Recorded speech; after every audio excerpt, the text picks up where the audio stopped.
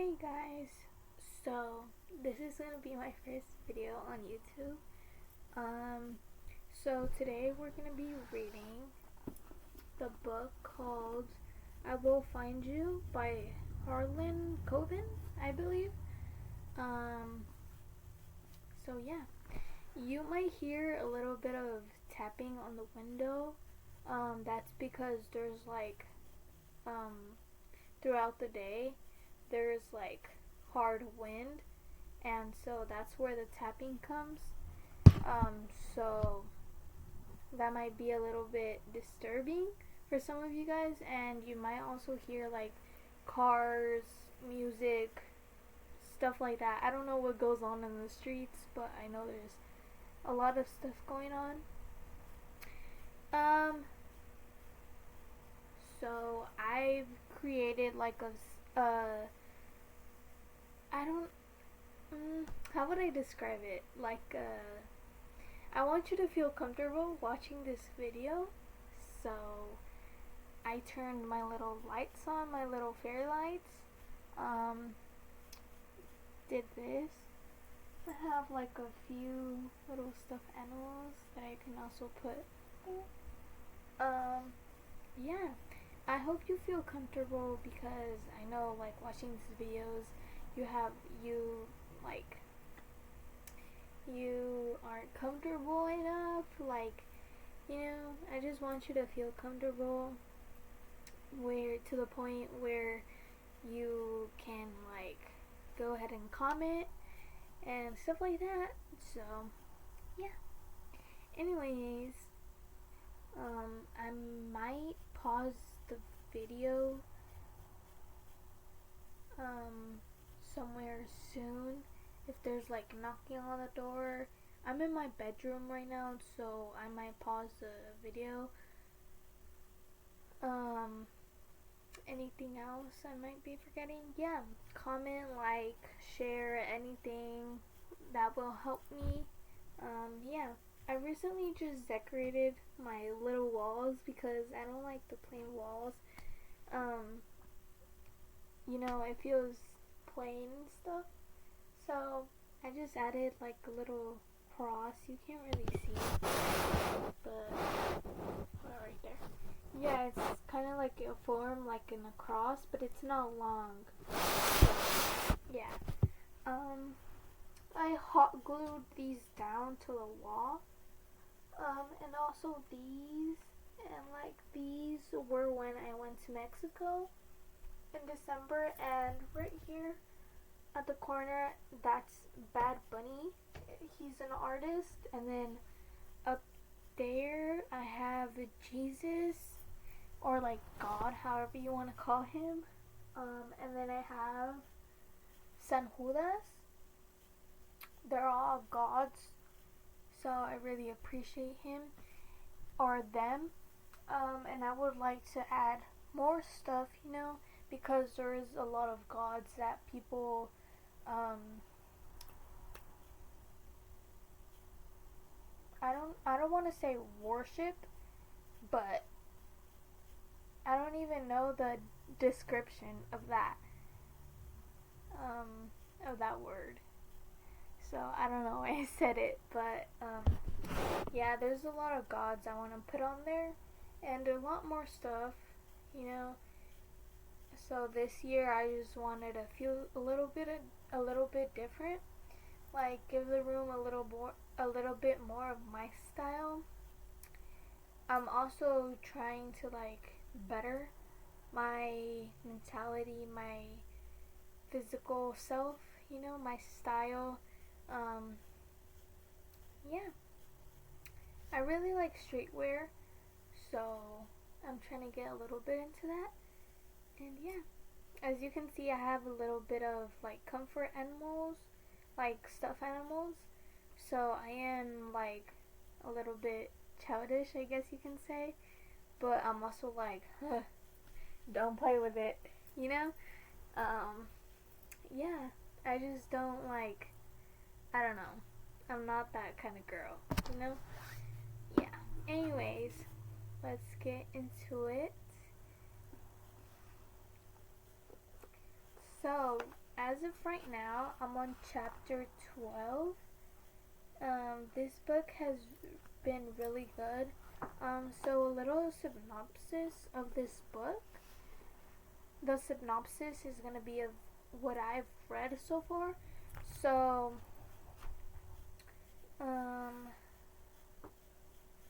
what's his name again? Oh, dang. Hold on, I have to find it. I believe his name is David. David.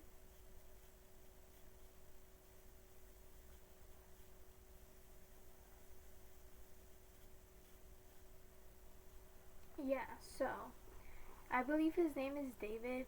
So David is the father, and in the present time, he's in jail for possibly, um, like murdering his son. Um, there's a few hints throughout the book, or not like a few hints, but there's like a couple of words said throughout the book where he's like, oh, I might have been daydreaming or like sleepwalking or something like that, where he can't really remember the event. So he's in jail for, well, police think he's the one that murdered his son, so that's why he's in jail, but he claims that he didn't do it. So his name is David, and at one point there's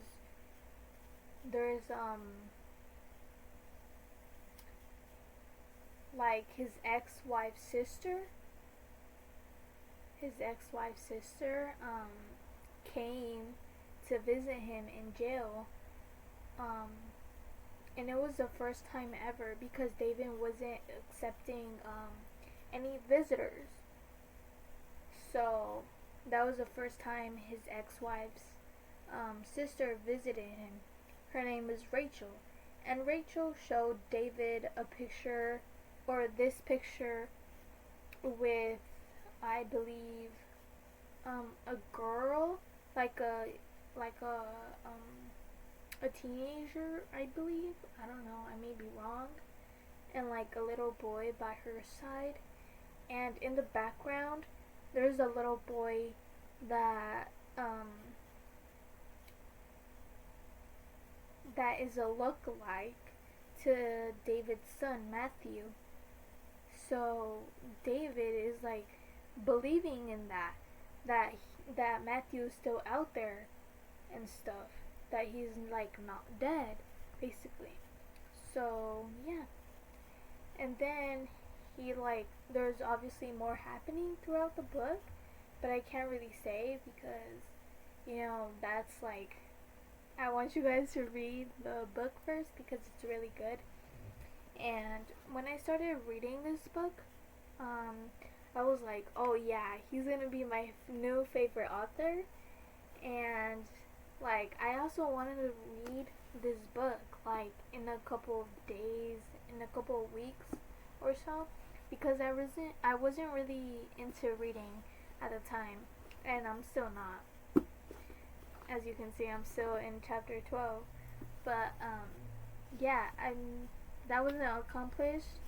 Well, I'm still trying to read it. I'm still trying to finish it. But yeah. So I don't know if it will be like accomplished before starting school, because I started school in like I basically started school on the 21st, and it's August 4th. So as of right now, it's August 4th. So I don't know. I still have time, like a couple weeks. So yeah. Anyways, let's get right into it, finally. So, chapter 12, it says, Rachel heard the siren too. This might be a little confusing because also this is my first video. Um, and I haven't recorded the previous chapters, so it might be a little bit of confusion for you guys. Um, so yeah. Rachel heard the sirens too. She was having breakfast at the Nesbitt Station Diner, an eatery inside two converted rail cars, with the menu only slightly shortened in word count than your average novel. Her favorite listing on the menu listed under 40 different ways of having a burger: beef, bacon, chicken, turkey, elk, portobello, I don't know what that is, mushroom, wild salmon, cod, black bean, veggie, plant-based, lamb, pork, olive, etc. Was the "my wife doesn't want anything," which was the way of supersizing your French fries order and throwing in 2 mozzarella sticks. The diner had a sign at the door saying open 24 hours but not in a row before starting the working hours, which went from 5 a.m. until 2 a.m. Monday through Saturday. Another sign read, I don't know what that says. Boyop? I believe, I don't know. I'm just sending the word out. Boyop, but we encourage you to share with your server. The air fryer cheeseburger last night had been pretty good, but the draw of this place for Rachel was the excellent Wi-Fi. The Briggs Mortar Lodge's Wi-Fi was so bad she thought she heard a phone modem? I don't know. Streak when she tried to access it.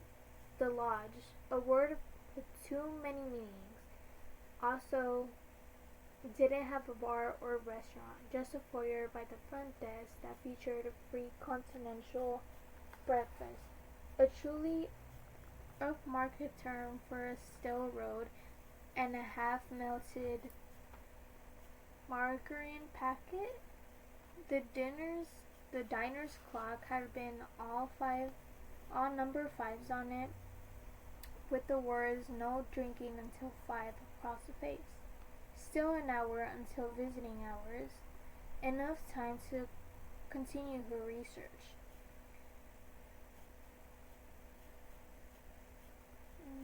I was about to tell you guys what she does and like why she's doing the research, but or like what her job is, but I really forgot. Yeah.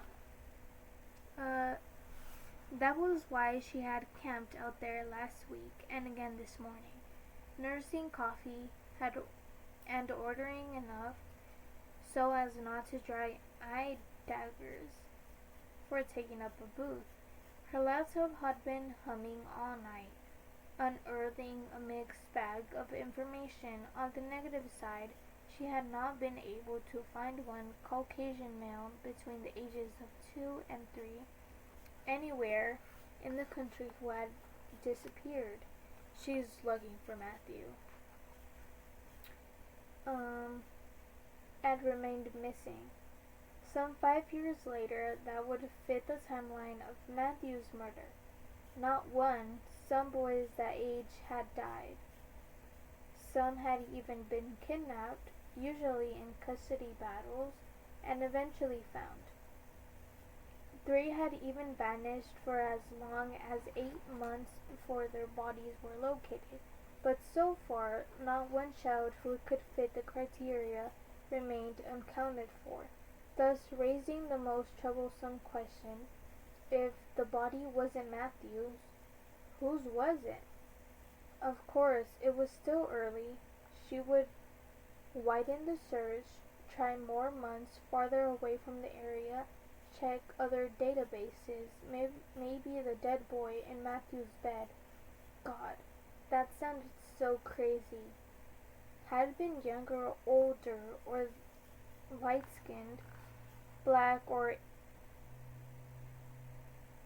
I don't want to butcher this, or Asian, or something else entirely. Rachel would be though. Before her scandal, she had been known as a ruthless researcher. Still, there was no other way to spin it. This nobody news was a blow to any theory about Matthew being alive. Matthew alive? Seriously? How crazy pants was that theory anyway? The more positive news, if you could call any of this positive, involved the main witness against David, the sweet old lady. As the media had naturally doubted her, Hildy Winslow, locating the elderly window should, in theory, have been no problem. When it first proved difficult, Rachel wondered whether the woman had passed away in the last 5 years, but there was no record of her dying. In fact, Rachel had only been able to find 2 people with that name. One of the Hildys was 30 years old and lived in Portland, Oregon. The other was a 4th grader in Crystal River, Florida. Nope and double nope. The name Hildy was derived for the from the more common name Hilda. No surprise there. The court documents from David's case and all the pursuant media listed her as Hildy. But just to cover all the bases, Rachel tried Hilda Winslow. There were only 2 of them as well, and neither fit the profile. Then she tried Hildy Winslow's middle name. Women often go back to using that, but that too bore no fruit. A dead end. A siren. Rachel assumed that it was some sort of fire alarm. Kept screeching. So the siren kept screeching. Her phone buzzed. I'm like stuttering a lot. Her phone buzzed. She checked the number and saw it was Tim Doherty. I believe. Her old friend from the days of the Globe. From her days of the Globe. At the Globe. Calling her back. Tim had been one of the few to stick with her when the shit hit the fan. No publicity, of course. That would have been career suicide. She didn't want that for him or anyone else. I got it, Tim said to her. The entire murder file. The court documents and transcripts. There's no way the cops are going to let me look at the murder book. At their murder book. Did you get Hildy Winslow's security number? Yes. Can I ask why you want it? I need to find her. Yeah, I figured that. Why not go to the regular routes? I did, and you got nothing, he said. She could hear the lit in Tim's voice. That's right. Why? What did you get? I took the liberty of running the social security number, and 2 months after the brothers-in-law's trial, Hildy Winslow changed her name to Harriet Winchester. Pay dirt. Rachel thought. Whoa, yes, he said. She also sold her house and moved to an apartment on 12th Street in Manhattan. He rattled off the address. By the way, she turns 81 this week.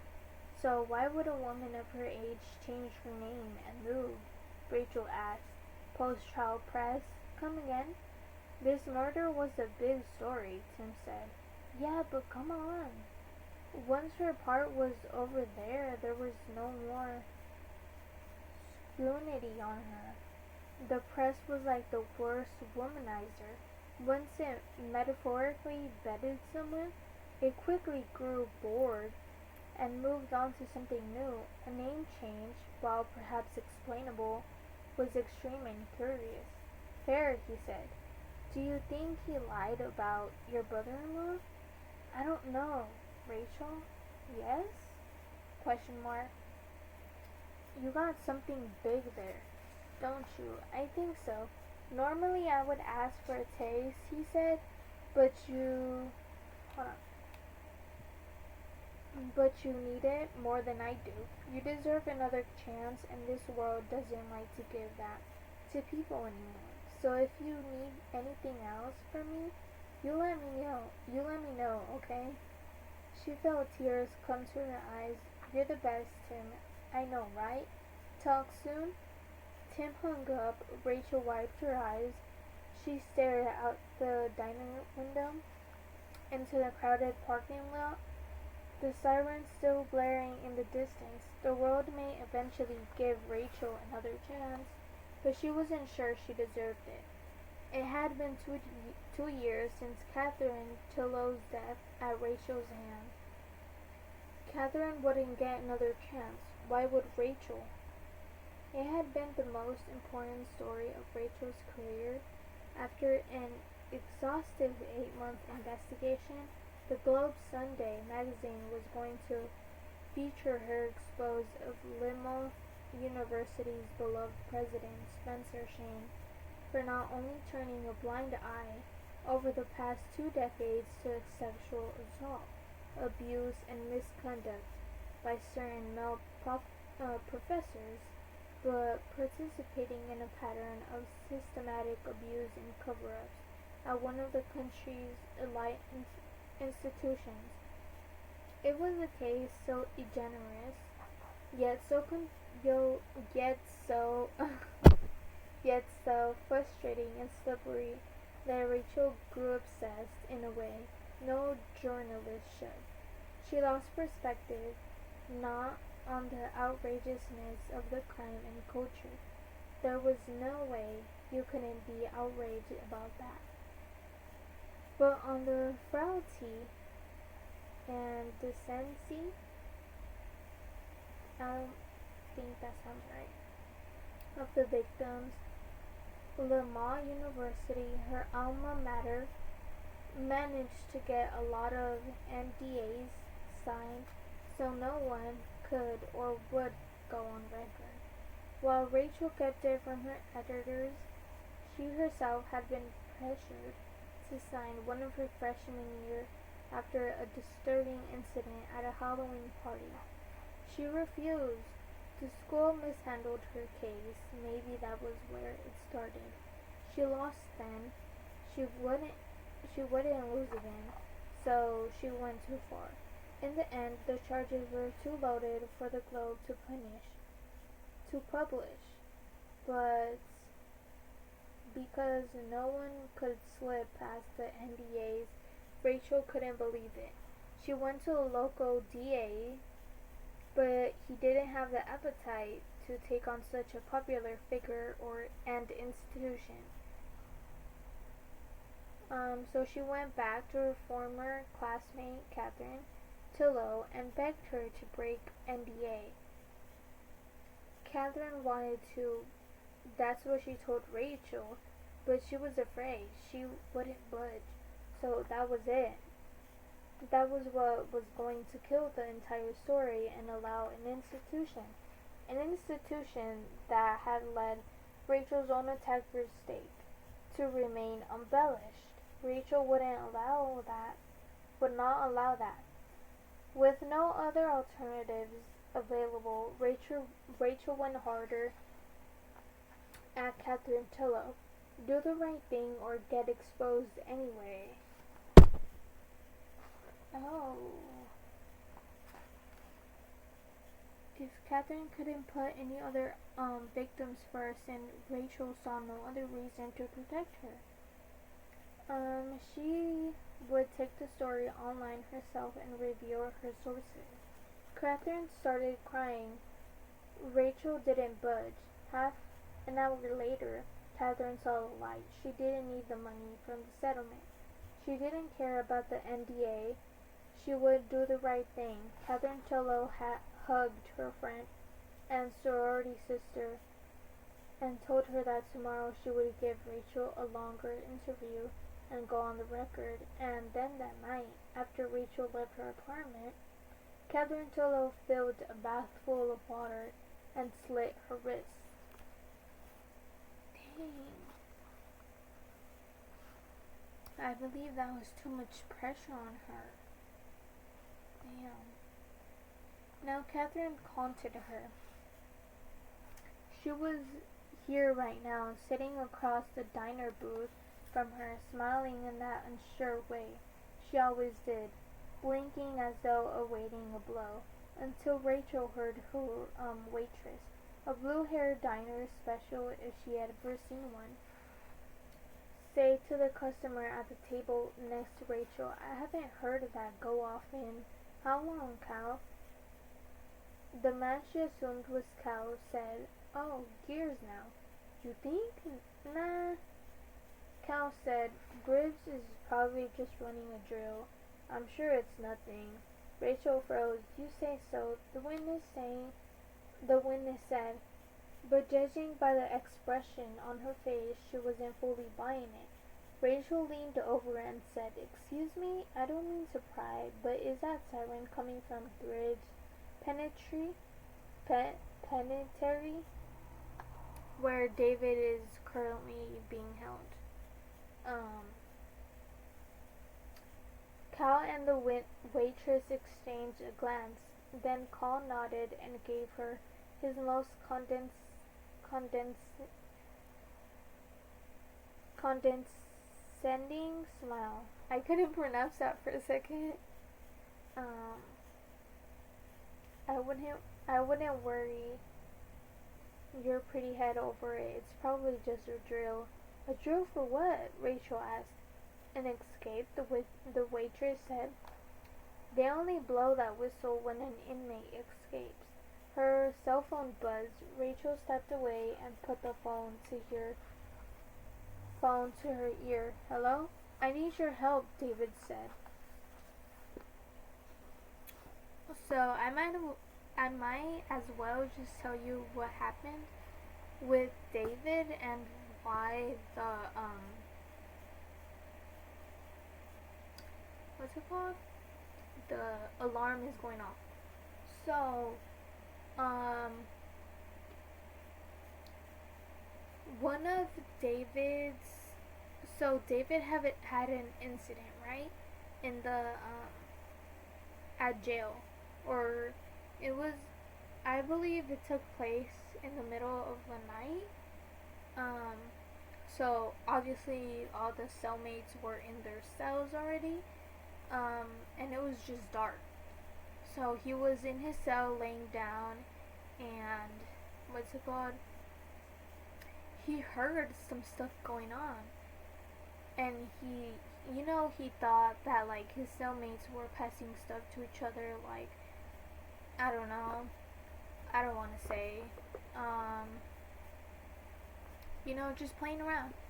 And then he saw that it was coming like from his front door, and it was like the guy that is in charge of him. So yeah, he goes outside and he's like, "Hey, what's wrong?" Like stuff like that. And he's like, "Oh, can you come with me?" And he's like in a bad mood. He's like to the point where he's like crying almost, because he's about to do something that he doesn't really want to, but he has to for his own protection. So he does that. He like pulls out a knife and like at one point like tries to like stab David, but David runs away. So the other guy, I believe the other guy ends up injured at some point. And yeah, so they woke up the next morning, and then the other officers of the building found out what had happened, and like, you know, they brought David to interrogate him and stuff like that, and they were like, you know what, well, they didn't say this, but they knew that, I feel like they knew that David didn't do that, because the other guy that brought him out of his cell, they can tell he was lying. Cause why would his cellmate try to, or like, okay, hold on. It sounds right in my head when I'm trying to say this, but okay. They know that it would be right for a cellmate to hurt the the officer, you know, or an officer just in general, but it wouldn't be wrong for an officer to hurt the cellmate. So in that sense, they knew that David was telling the truth, you know, and the officer was telling a lie. So I believe like the person that's in charge of the jail system or whatever. I forgot what they're called. He's like a family member of David and stuff like that. And David knows the guy's son. So they're like connected in a way. And they were like, this was out of the blue because David already wanted to escape before this, and or escape the jail before this because of the way he found out that David might still be out there, you know? And what's it called? So they came up with this idea of like letting David escape and stuff like that. And like holding hostage the guy that was in charge of the jail. Yeah. So that's how he escaped, and then you know, like when you come into a jail or like in the parking lot, there's like officers and stuff. There's like a tower, and like there's a police officer up in the tower where like he could see everything, because it's just like a desert where the jail's at. So they were going through the gate. Oh no. They were about to exit the gate where the alarm just sounded because, you know, one police officer in the jail building was already suspecting something. He was like, why is David not in his cell? And stuff. Because he saw the guy that was in charge of the jail leaving with somebody else. So that's how he became suspicious of like the whole situation. So yeah, he was like, maybe, because he was talking to another officer, telling his whole suspicion to. He was like, maybe he's in solitary and we haven't checked. We should tell the others, we should ask the others through the radio, like, if they have heard anything. And the other guy was like, no, I'm suspicious, like, no, like, I already know something's going on. And so he's the one that, like, told all the other officers outside to ring the bell. And, like, to not let David leave. But David ended up leaving while being in gunpoint, if that makes sense. I don't really know how to explain things. They just make sense in my head. So I'm trying to like say them as, you know, as they're in my head. And I might seem a little bit nervous, because this is my first video, And like I've recorded myself like reading and stuff, or like doing just like other stuff. I started recording myself when I was a little younger, when I was like 8 or so. Yeah.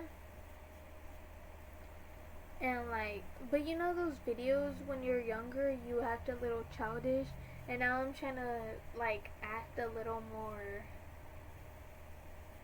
professional, I guess. Not really professional because I'm not a professional, obviously, but I'm trying to seem a little put together, you know? So I don't want to be like, oh, hey guys, you know?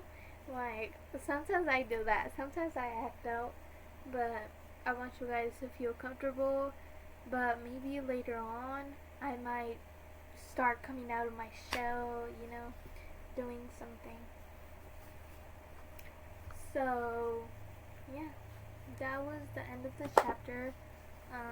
I'm gonna do another video of me reading chapter 13 because David's chapters are my personal favorite. Because it's just a lot of action and it's just like, oh, like like it's interesting to like read about a soulmate's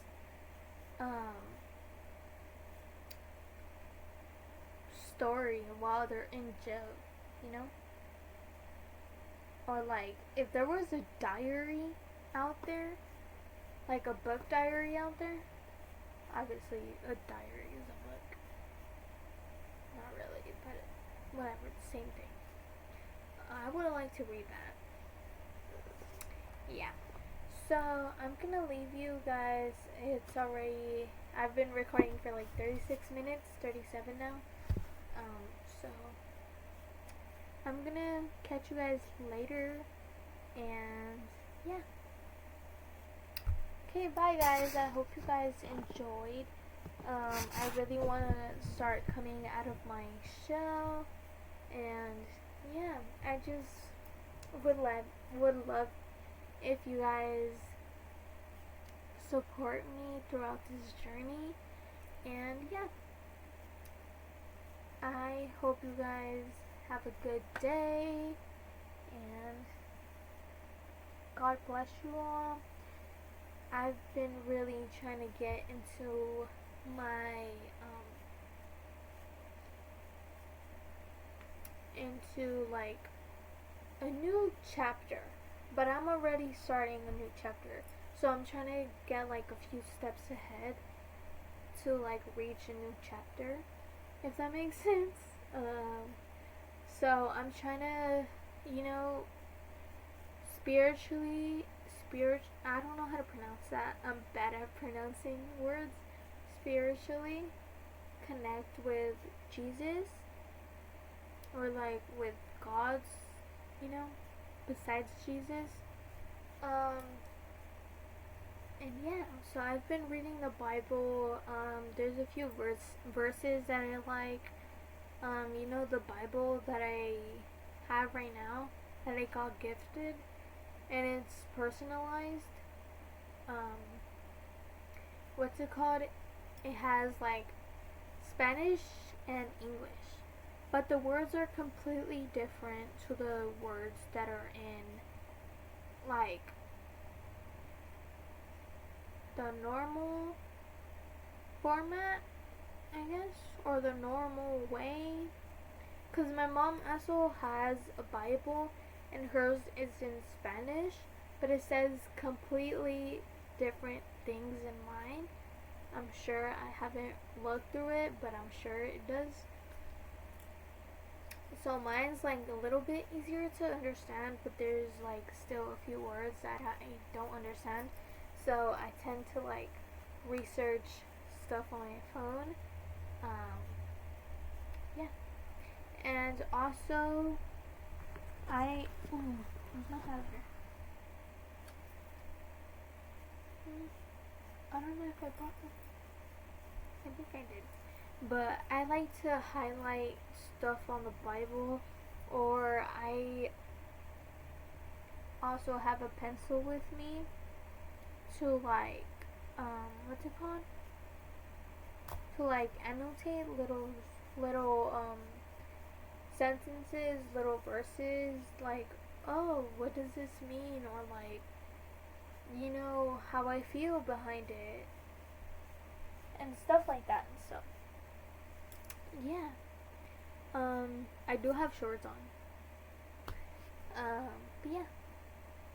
So I'm trying to, connect with myself mentally and physically. I'm trying to get, fit. And I set up a goal for myself, ending last school year. I was like, ooh, I want to like be fit, like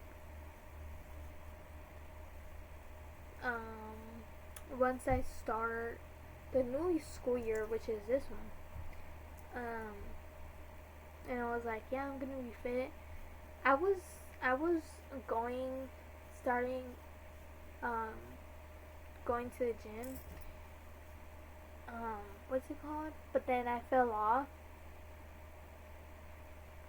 And I kind of want to do it, but I mean, it's okay if you don't do certain stuff. It's just like that you want to do it. That's what counts. If you start doing it, that's what counts. Just do what you would like to do. Make yourself happy.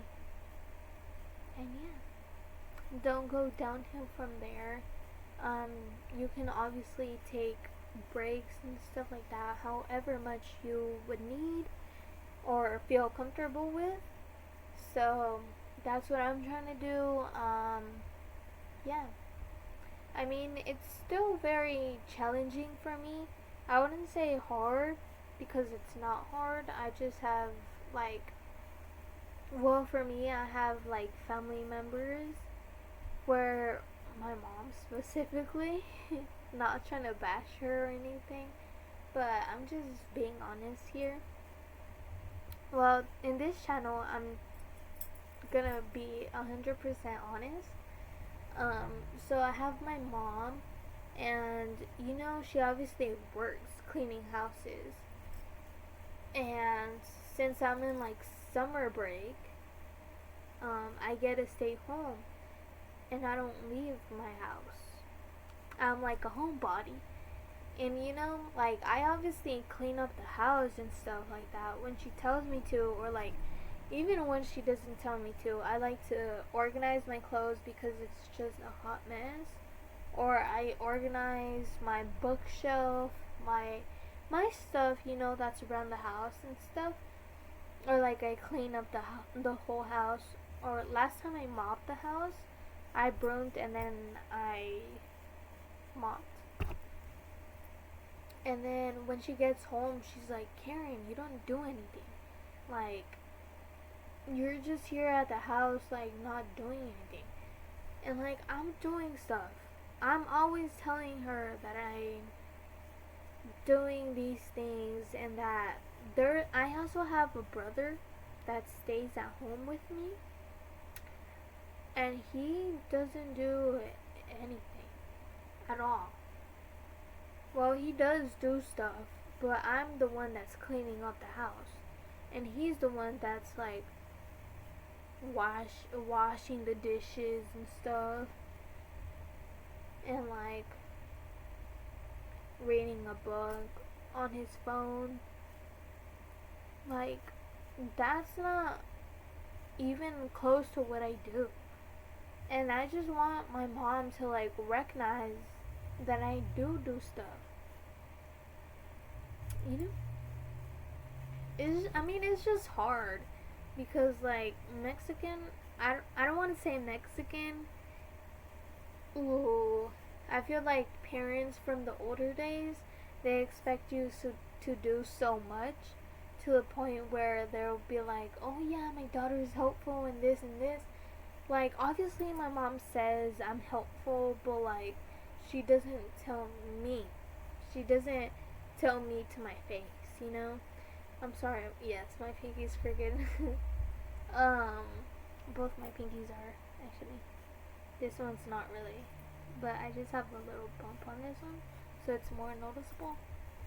But yeah, that's it. Yeah, that's part of my life.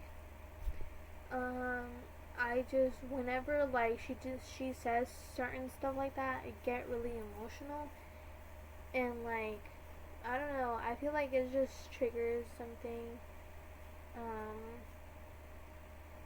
I have really bad anxiety whenever my family members want to order like a pizza online or something like that, or like on the phone, and you have to talk to somebody like personally, like actually speak, and I get really anxious, really nervous. Like when I'm at school, whenever I'm doing whenever like I'm paying attention to the teacher, you know, like I have to play with something. Like obviously I'm not gonna pull out my phone, but I have to play with something. Like I either play with my ring, I play with this, like I play with my earring right here, or you know, just my nail. I have to be active, you know, even though my body's not active, I have to be touching something. I don't know what it's called, but anyways, don't get me wrong by what I said. Don't take it to the max, where it's like, oh, I don't appreciate my brother. Of course I do, because he's like washing the dishes while I'm doing something else, while I'm cleaning the house. I appreciate him and much more because, you know, he's there, but also he gets on my nerves. I'm sure everybody does, or everybody, you know, gets on people's nerves and stuff. And yeah, that's life, guys. So anyways, I've been recording for 47 and 30 minutes now. So I might just leave the video. Well, I am gonna leave the video here, but I will see you guys in the next chapter of the book of I Will Find You by Harlan Coben, I believe. So yeah, bye guys. Hope you guys like, comment, share, all that good stuff. You know, I don't really know what. Okay. Anyways, I'm just talking to talk. But anyways, bye guys.